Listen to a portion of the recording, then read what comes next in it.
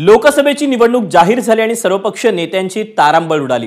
उमेदवार प्रचाराच्या नियोजनात गुंतले तर काही नेते उमेदवारी मिळवण्यासाठी आटापिटा करतात। मात्र महाड्यात महायुती समोर नवा पेच उभा राहिलाय। रणजितसिंह निंबाळकरांची उमेदवारी जाहीर झाली आणि इच्छुकांच्या गोटात नव्या हालचाली सुरू झाल्या। पाहूया म्हाडा मतदारसंघात महायुतीतील दिग्गज कसे ॲक्शन मोडवर आलेत। माढा मतदारसंघात महायुतीची डोकेदुखी। निंबाळकर मोहिते पाटील बंड करणार। माढा लोकसभा मतदारसंघातील मोहिते पाटील आणि निंबाळकर ही तालेवार घराणी।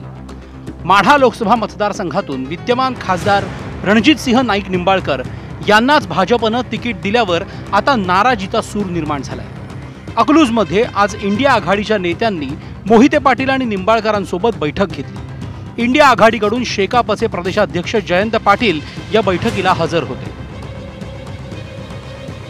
माजी उपमुख्यमंत्री विजयसिंह मोहिते पाटील यांचे पुतणे धैर्यशील मोहिते पाटील हे भाजपमधून लढण्यास इच्छुक होते, तर विधान परिषदेचे माजी सभापती रामराजे नाईक निंबाळकर आणि खासदार रणजितसिंह नाईक निंबाळकर हे एकमेकांचे कट्टर विरोधक मानले जातात। आता रणजितसिंह नाईक निंबाळकरांच्या उमेदवारी विरोधात मोहिते पाटील आणि निंबाळकर एकवटल्याचं दिसून येत आहे।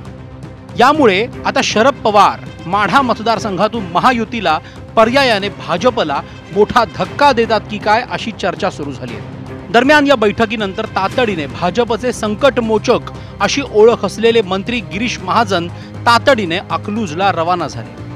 मात्र गिरीश महाजनांच्या आगमनावेळी मोहिते पाटलांच्या कार्यकर्त्यांनी जोरदार घोषणाबाजी केली।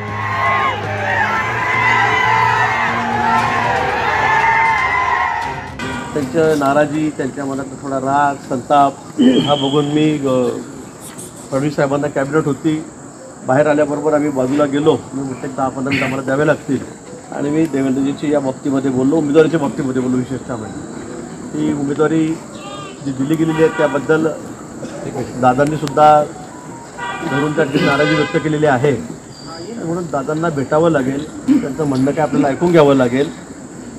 त्यांना असं न ऐकता हा जो निर्णय आपण झालेला आहे ठीक आहे, पण तो आपल्याला महागात पडेल हे मी त्यांना त्या ठिकाणी म्हटलं। आता मोहिते पाटील आणि निंबाळकर घर वापसी करतील अशी शक्यता वर्तवली जाते।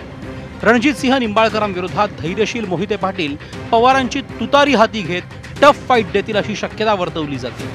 असं झालं तर एकट्या माढातच नाही तर बारामती आणि सोलापूर या 2 मतदारसंघातही महायुतीची डोकेदुखी वाढणार आहे। आता हे संभाव्य बंड भाजपचे चाणक्य कसे मिटवतात याची उत्सुकता आहे। ब्युरो रिपोर्ट, एबीपी माझा। एबीपी माझा, उघडा डोळे बघा नीट।